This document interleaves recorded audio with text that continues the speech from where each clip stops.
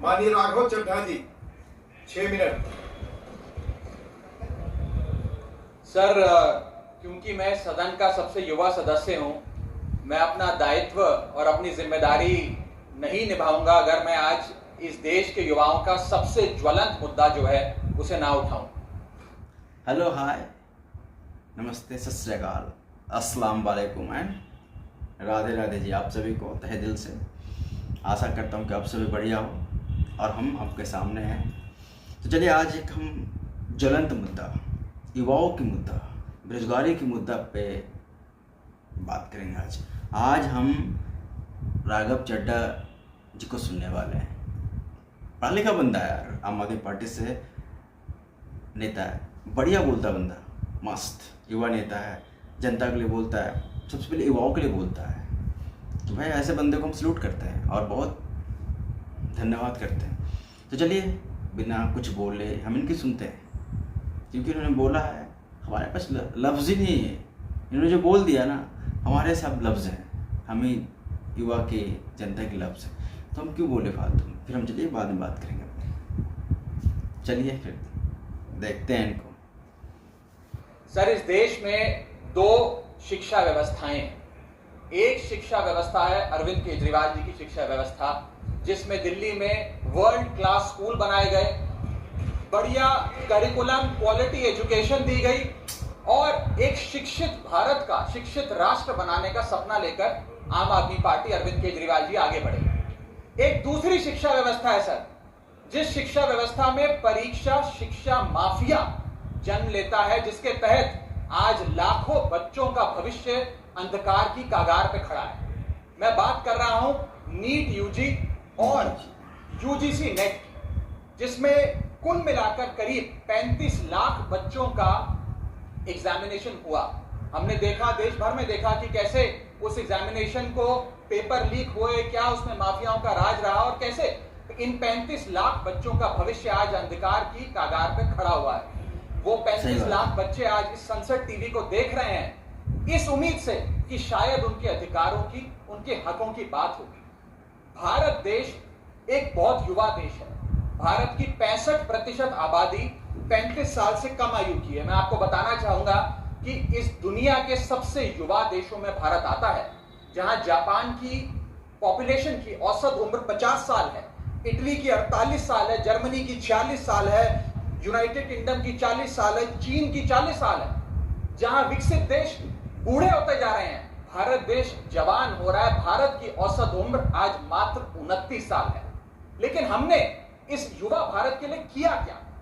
मैं आपको बताना चाहूंगा कि भारत में दुनिया की सेकेंड हाईएस्ट स्टूडेंट पॉपुलेशन है। अगर आप प्राइमरी, सेकेंडरी और हायर एजुकेशन को जोड़ लें तो कुल मिलाकर 31 करोड़ आबादी भारत देश की स्टूडेंट्स कहलाती है, यानी कि पढ़ाई लिखाई का काम करते हैं। लेकिन उन युवाओं के लिए हमने किया क्या?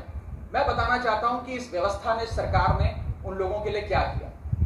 2 आईपीएल हैं सर इस देश में। एक आईपीएल है जिसमें गेंद और बल्ले का खेल होता है, जिसे कहते हैं इंडियन प्रीमियर लीग, और दूसरा आईपीएल है जिसमें युवाओं के भविष्य के साथ खेल होता है, जो है इंडियन पेपर लीग। और आज मैं उसकी पूरी सूची लाया हूं कि कैसे युवाओं के भविष्य को सिक्योर करना तो छोड़िए, उसे बर्बाद करने का काम किया गया। और उस सूची में मैं नाम पढ़ के आपका ध्यान आकर्षित करना चाहूंगा कि क्या क्या हमने अपने देश के युवाओं को दिया है। पहला, व्यापम स्कैम। दूसरा, यूजीसी नेट पेपर लीक। तीसरा, Telangana Secondary School Certificate Examination Hindi paper leak. Assam HSC-LC general science paper leak. Uttar Pradesh लेखपाल recruitment exam paper leak. Rajasthan forest guard recruitment exam paper leak. Bihar Public Service Commission exam paper leak. Gujarat head clerk exam paper leak. SSC CGL exam paper leak. UP TET exam paper leak. Rajasthan University paper leak. UP PSC paper leak. Maharashtra HSC exam chemistry paper leak. UP police constable qualifying exam paper leak. REET यानी कि Rajasthan eligibility examination for teachers paper leak. Haryana police constable exam paper leak. Himachal Pradesh police constable exam paper leak. Railway recruitment board group T exam paper leak. Odisha teacher eligibility test paper leak. Assam police recruitment exam paper leak. Bihar board का 10वीं कक्षा का भी examination paper leak. Telangana SSC exam paper leak, Karnataka SSC LC exam paper leak, Delhi University law entrance exam paper leak, Jamia Millia Islamia entrance exam paper leak, UP board exam mathematics और bio का paper leak, Rajasthan teacher recruitment exam paper leak और इस साल का NEET का 2024 का paper leak. माननीय sir, current मुद्दा ऑथेंटिकेट करके आप यहाँ मैं दूंगा सर, सारी रिपोर्ट दूंगा। Thank you. सर, आज हम अपने देश के युवाओं को एक अच्छी शिक्षा व्यवस्था नहीं दे पाए, नौकरियां नहीं दे पाए, बेरोजगारी चरम पर है, ऑर्गेनाइज सेक्टर की बेरोजगारी चरम पर है और अनऑर्गेनाइज सेक्टर की तो आंकड़ों की क्या बात करी जाए। सर मैं इन स्टूडेंट्स की पीड़ा इसलिए भी समझता हूं क्योंकि मैं खुद स्टूडेंट रहा हूं। इस देश की सबसे one of the most competitive examination chartered accountancy को क्लियर करके यहां पहुंचा हूं। सर, मुझे पता है कि क्या पीड़ा होती है जब सालों की आपकी मेहनत पर पानी फिर जाए क्योंकि एक एग्जामिनेशन, एक पेपर लीक हो जाता है। तब सिर्फ दिल नहीं टूटता, विद्यार्थी, एक इंसान पूरा टूट जाता है, उसका मनोबल टूट जाता है। आज उस मनोबल को हमें सबको मिलकर एड्रेस करने की आवश्यकता है और आज मैं उन युवाओं की ओर से नीट से संबंधित उन 35 लाख स्टूडेंट्स की ओर से सरकार से 5 सवाल पूछना चाहूंगा और वो पूछने से पहले ये बताना चाहूंगा कि एनटीए, जो जिसे नेशनल टेस्टिंग एजेंसी का नाम देके जिसका गठन किया गया था कि वो युवाओं के भविष्य के लिए कुछ कारगर कदम उठाएगी, एक ट्रांसपेरेंसी से एग्जामिनेशन कराएगी, उस एनटीए का फुल फॉर्म आज नो ट्रस्ट एनीमोर हो गया है। कोई भी विद्यार्थी आज इस एनटीए पे विश्वास नहीं कर रहा और मैं विद्यार्थियों की ओर से ये 5 सवाल सरकार से पूछना चाहूंगा, नीट से संबंधित सटीक सवाल। पहला सवाल, नीट का पेपर जिसमें मात्र 1, 2, बहुत हुआ तो 3-4 स्टूडेंट्स की रैंक 1 आती है, जैसे कि 2023 में मात्र 2 लोगों की रैंक 1 आई, 22 में मात्र 4 लोगों की आई, 2021 में मात्र 3 लोगों की आई।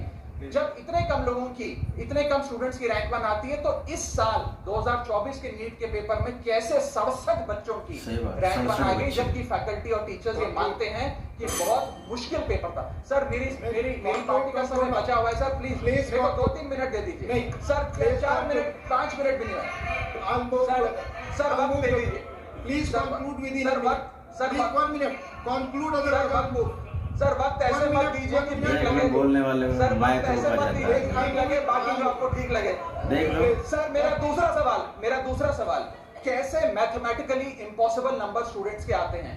इस एग्जाम में या तो 720 नंबर आएंगे जिसके सारे जवाब सही हैं और अगर एक भी गलत हो गया तो आप 715 नंबरों पे आ जाएंगे। इस 715 और 720 के बीच में किसी के नंबर नहीं आ सकते, लेकिन इस बार ग्रेस मार्क्स देकर 717, 718, 719 और आखिरी सवाल, मेरा आखिरी सवाल मैं समाप्त कर रहा हूं। सर, इस बार जो इस नीट एग्जाम के नतीजे 14 जून को आने थे, उसको 10 दिन पहले कर दिया गया। हम देखते हैं कि नतीजों में देरी अक्सर होती है, लेकिन 10 दिन पहले चुनावों के शोर के नतीजों के शोर में 4 जून को नीट एग्जाम के नतीजे लाए गए। क्या मकसद था? क्या माननीय सांसद, माननीय धन्यवाद सभापति महोदय, मान्यवर सांसद जी ने जो ग्रुप डी एग्जाम रेलवे के बारे में कहा है वो फैक्चुअली इन्होंने इनकरेक्ट कहा है, सदन को मिसलीड कर रहे हैं। मैं फैक्चुअल पोजीशन आपको बना देता हूँ। Group D exam 191 cities, 551 centre, 99 shift, 33 days, 15 languages में हुआ। 1,11,00,000 एप्लीकेंट्स ने एग्जाम दिया और बिना कोई कहीं पर एक भी सिंगल शिकायत के टोटल रेलवे ने 1.5 लाख लोगों को अपॉइंटमेंट दिया है और ये प्रक्रिया अपना विड्रॉ करें अथवा एक्सपंज किया जाए।